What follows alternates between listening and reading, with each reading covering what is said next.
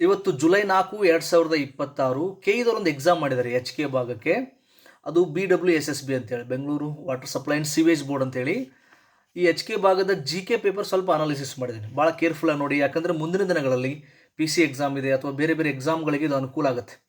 ಆಶ್ಚರ್ಯ ಏನಪ್ಪ ಅಂದರೆ ಮತ್ತೆ ಸೇಮ್ ಪ್ಯಾಟ್ರನ್ನ ಅವರು ಕವರ್ ಮಾಡಿದ್ದಾರೆ. ಹಿಂದೆ ಒಂದು ಕೆಇದವ್ರು 15-20 ಎಕ್ಸಾಮ್ ಯಾವ ಥರ ಕಂಡಕ್ಟ್ ಮಾಡಿದ್ರು ಅದೇ ಮಾಡಲಲ್ಲಿದೆ. ಸೊ ಇದರಿಂದ ಏನು ಸಾಬೀತಾಗ್ತಾ ಇದೆ, ಕೆಲವೊಂದು ಏನು ಏನು ಫೇವ್ರೇಟ್ ಸಬ್ಜೆಕ್ಟ್ಗಳಿದಲ್ಲ ಅವು ಮತ್ತೆ ಮತ್ತೆ ರಿಪೀಟ್ ಆಗ್ತಾಯಿದೆ. ಸೊ ಇದು ಬಹುಶಃ PC ಹುಡುಗರಿಗೆ ಮುಂದೆ ಬರುವಂಥ ಎಕ್ಸಾಮ್ನವ್ರಿಗೆ ಭಾಳ ಅನುಕೂಲಕರ ಆಗಲಿದೆ. ಫಸ್ಟ್ ನೋಡಿ, ಭೂಗೋಳಶಾಸ್ತ್ರ ಜೋಗ್ರಫಿಯಿಂದ ಸುಮಾರು 12 ಪ್ರಶ್ನೆಗಳು ಬಂದಿದೆ. ಇದು ಸರ್ವೇ ಸಾಮಾನ್ಯವಾಗಿ ಈ ಒಂದು 12, 14, 15 ಇಷ್ಟು ಕ್ವಶನ್ಗಳು ಕೊಡ್ತಾನೆ ಬಂದಿದ್ದಾರೆ ಕೆಇದವರು. ಅದೇ ಥರ ಇದೆ. ನೆಕ್ಸ್ಟು ಸೈನ್ಸ್ ಅಂತ ಬಂದರೆ ಸುಮಾರು 18 ಪ್ರಶ್ನೆಗಳಿದೆ. ಸೈನ್ಸಲ್ಲಿ ಜನರಲ್ ಸೈನ್ಸ್ ಭಾಳ ಇವರಿಗೆ ಫೇವ್ರೇಟ್. ಟೆಕ್ನಾಲಜಿಯಿಂದ 1-2 ಕ್ವಶನ್ಸ್ ಇದೆ. ಒಟ್ಟಿನಲ್ಲಿ ಸೈನ್ಸ್ ಅಂತ ಬಂದರೆ 18 ಪ್ರಶ್ನೆಗಳಿದೆ. Again it's favourite. ಕೆಇದವ್ರ ಫೇವ್ರೇಟ್ ನಿಮಗೆ ಗೊತ್ತಾ? ಕ್ವಶನ್ ಪೇಪರ್ ನೋಡಿದ್ರೆ ಗೊತ್ತಿರುತ್ತೆ, ನಾನು ಹೇಳೋದು ನಿಮ್ಗೆ ಅರ್ಥ ಆಗುತ್ತೆ. ನೆಕ್ಸ್ಟ್ ಪ್ರಚಲಿತ ಘಟನೆಗಳು, ಕರೆಂಟ್ ಅಫೇರ್ಸ್ ಅಂತ ಕರಿತೀವಿ. 3 ಕೇಂದ್ರ ಸರ್ಕಾರದ ಯೋಜನೆಗಳಿದೆ, 4 ರಾಜ್ಯ ಸರ್ಕಾರದ ಯೋಜನೆಗಳಿದೆ. ಒಟ್ಟು ಟೋಟಲ್ 20 ಪ್ರಶ್ನೆಗಳಿದೆ ನೋಡಿ. ಆ ಕೇಂದ್ರ ಮತ್ತು ರಾಜ್ಯ ಸರ್ಕಾರದ ಯೋಜನೆಗಳನ್ನು ಇದರಲ್ಲೇ ನಾವು ಸೇರಿಸಿದ್ರೆ, ಕರೆಂಟ್ ಅಫೇರ್ಸಲ್ಲೇ ಸೇರಿಸಿದ್ರೆ ಟೋಟಲ್ 20 ಪ್ರಶ್ನೆಗಳು ಬಂದಿದೆ. Again it's a favourite. Okay, ಅರ್ಥಶಾಸ್ತ್ರ ನಿಮ್ಗೆ ಗೊತ್ತಿದೆ, ಜಾಸ್ತಿ ಕ್ವಶನ್ಸ್ ಕೊಡಲ್ಲ ಅವರು. ಐ ಥಿಂಕ್ 3 ಕ್ವಶನ್ ಬಂದಿದೆ, ಭಾರತದ ಅರ್ಥವ್ಯವಸ್ಥೆ ಅಥವಾ ಕರ್ನಾಟಕ ಎಲ್ಲ ಸೇರಿಸಿ. ಆಮೇಲೆ ಮಾನಸಿಕ ಸಾಮರ್ಥ್ಯ 14 ಪ್ರಶ್ನೆಗಳು ಬಂದಿದೆ. ಇತಿಹಾಸದಿಂದ 19 ಪ್ರಶ್ನೆಗಳು ಬಂದಿದೆ.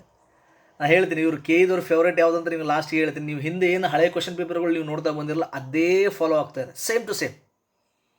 ನೆಕ್ಸ್ಟ್ RDPR, ರೂರಲ್ ಡೆವಲಪ್ಮೆಂಟ್ ಮತ್ತು ಪಂಚಾಯತ್ ರಾಜ್ ಅಂತ ಕರಿತೀವಿ, ಅಲ್ಲಿ 2 ಪ್ರಶ್ನೆಗಳು ಬಂದಿದೆ. ಆಮೇಲೆ ಈ ಸಾರ್ವಜನಿಕ ಆಡಳಿತ, ಪಬ್ಲಿಕ್ ಅಡ್ಮಿನಿಸ್ಟ್ರೇಷನ್ ಅಂತ ಕರಿತೀವಿ, ಅಲ್ಲೊಂದು ಪ್ರಶ್ನೆ ಬಂದಿದೆ. ಸಂವಿಧಾನದಿಂದ 8, 10, 12 ಈ ರೇಂಜಲ್ಲಿ ಸಂವಿಧಾನದಿಂದ ಕ್ವಶನ್ ಬರುತ್ತೆ. 8 ಪ್ರಶ್ನೆಗಳು ಬಂದಿದೆ.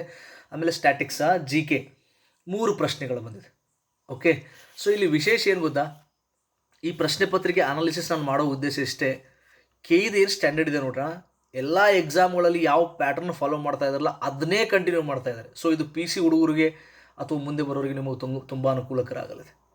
ಸೊ ಇದೇ ಪ್ಯಾಟ್ರಿಗೆ ಅನುಗುಣವಾಗಿ ನಾನು ಒಂದಿಷ್ಟು ಕ್ವಶನ್ಸ್ಗಳನ್ನು ರೆಡಿ ಮಾಡಿದ್ದೀನಿ. PDF ಇದೆ, ತೊಗೊಳ್ಳಿ, ಕನ್ನಡ ಮಾಧ್ಯಮದಲ್ಲಿದೆ.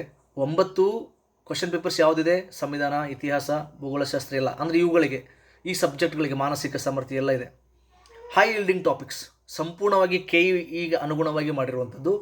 ಆಮೇಲೆ 11 ಪ್ರಚಲಿತ ಘಟನೆಗಳು, 11 ತಿಂಗಳ ಪ್ರಚಲಿತ ಘಟನೆಗಳು ಕ್ವಶನ್ಗಳು ಮಾಡಿ.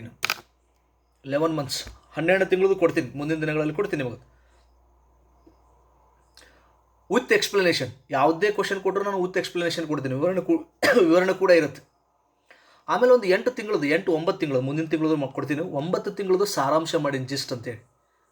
ಈ ಕರೆಂಟ್ ಅಫೇರ್ಸ್ ಅಂದರೆ ಲಾಸ್ಟ್ ಮೂಮೆಂಟ್ ಎಕ್ಸಾಮ್ ಇನ್ನೊಂದು ವಾರ ಇರಬೇಕಾದ್ರೆ ನೀವು ರಿವಿಷನ್ ಮಾಡೋಕ್ಕೆಲ್ಲ ಬೇಕಲ್ಲ ನಿಮಗೆ. 8 ಪೇಜ್ 10 ಪೇಜಲ್ಲಿ ಒಂದೊಂದು ತಿಂಗಳದ್ದು ಮುಗಿಯುತ್ತೆ. ಸಾರಾಂಶ ಜಿಸ್ಟ್ ಅಂತ ಕರಿತೀವಿ ನಾವು, ಅದನ್ನು ಸಿದ್ಧಪಡಿಸಿ ನಾವು. ಸೊ ನಾವು ಕೊಟ್ಟಿರುವಂಥ ಕರೆಂಟ್ ಅಫೇರ್ಸ್ ಕ್ವಶನ್ಸು ಮತ್ತು ಆ ಜಸ್ಟ್ ನೀವು ಕವರ್ ಮಾಡಿದ್ರೆ ಕರೆಂಟ್ ಅಫೇರ್ಸ್ ಎಲ್ಲ ಕವರ್ ಆಗುತ್ತೆ. ಇವತ್ತಿನ ಈ ಎಕ್ಸಾಮಲ್ಲಿ ಭಾಳಷ್ಟು ಕ್ವಶನ್ಸ್ ಬಂದಿದೆ. ನಾಳೆ ನಾನು ಅದನ್ನು ವೀಡಿಯೋ ಮಾಡಿದ್ದೀನಿ. ನಾನು ಮಾಡಿರುವಂಥ ಕರೆಂಟ್ ಅಫೇರ್ಸ್ ಕ್ವಶನ್ಸಿಂದ ಇವತ್ತಿನ ಎಕ್ಸಾಮಲ್ಲಿ ಕ್ವಶನ್ಸ್ ಭಾಳಷ್ಟು ಬಂದಿದೆ. ಕ್ಲಿಯರ್ ಇದೆಯಾ? ಸೊ 11 ಪ್ರಚಲಿತ ಘಟನೆಗಳ ಕ್ವಶನ್ ಪೇಪರ್ಸ್, 11 ಪ್ರಶ್ನೆ ಪತ್ರಿಕೆ ಇದೆ. ಸುಮಾರು 9 ಸಾರಾಂಶ ಇದೆ ಕ್ವಶನ್ ಪೇಪರ್ಸು. ಆಮೇಲೆ 9 ಉಳಿದ ಸಬ್ಜೆಕ್ಟ್, ಇತಿಹಾಸ, ಭೂಗೋಳಶಾಸ್ತ್ರ ಎಲ್ಲ ಇದಕ್ಕಿದೆ. ಸೊ ಟೋಟಲ್ 27, 28 PDF ಇದೆ. 450 ಅಂತಿದೆ. 450 ಬೇಡ, ಭಾಳ ಆಗುತ್ತೆ. 390 rupees, 390 ರೂಪಾಯಿಗೆ ತೊಗೊಳ್ಳಿ. ಏನಿಲ್ಲ, 7026583625 ಈ ನಂಬರ್ ಇದೆಯಲ್ಲ, ಇಲ್ಲಿ ನೀವು ಜಸ್ಟ್ ಏನಿಲ್ಲ, ನೀವು ಜಸ್ಟ್ KE ಅಂತ ಟೈಪ್ ಮಾಡಿ, KEA ಅಂತ ನೀವು ಟೈಪ್ ಮಾಡಿದ್ರೆ ಈ ವಾಟ್ಸಪ್ಪಲ್ಲಿ ನಾನು ನಿಮಗೆ ಎಲ್ಲ ಕ್ವಶನ್ಸ್ ಕಳಿಸ್ತೀನಿ. ನೀವು ಮುಂದೆ KE ಬರುವಂಥ ಎಲ್ಲ ಎಕ್ಸಾಮ್, PC ಹಿಡ್ಕೊಂಡು ಯಾವುದೇ ಎಕ್ಸಾಮ್ ಬರೀರಿ, ಯಾಕಂದರೆ KEದೆಲ್ಲ ಒಂದೇ ಪ್ಯಾಟರ್ನ್ ಇದೆ, ಅದೇ ಫಾಲೋ ಆಗುತ್ತೆ. ನೀವು ಇಲ್ಲಿ PC ಎಕ್ಸಾಮ್ ಬರೀತಾ ಇಲ್ಲ ಅಥವಾ ಯಾವುದೇ SD ಎಕ್ಸಾಮ್ ಬರೀತಾ ಇಲ್ಲ, ನೀವು KE ಎಕ್ಸಾಮ್ ಬರೀತಾ ಇದ್ದಾರೆ, ಇದು ಭಾಳ important.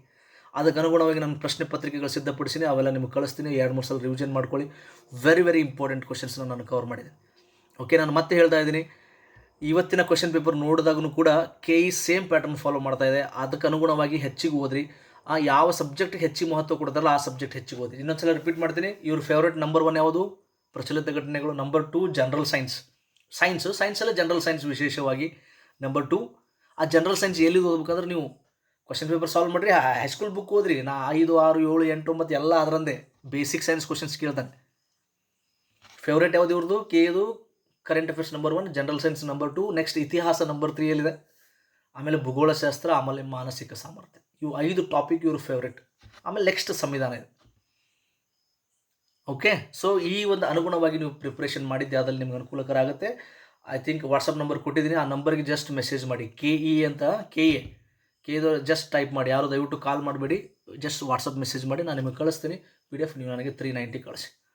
Okay, all the best for your exams. ಮುಂದಿನ KE ಎಕ್ಸಾಮ್ಗೆ ಪ್ರಿಪ್ರೇಷನ್ ಮಾಡೋರಿಗೆ ಎಲ್ಲ ಹಿಂದಿನ KE ಪ್ರಶ್ನೆ ಪತ್ರಿಕೆಗಳು ನೋಡಿ ಮತ್ತು ನನ್ನ ಪ್ರಶ್ನೆ ಪತ್ರಿಕೆಗಳು ಕೂಡ ಅದಕ್ಕೆ ಅನುಗುಣವಾಗಿಯೇ ಇರುವಂಥದ್ದು. All right, thank you so much, ಧನ್ಯವಾದ.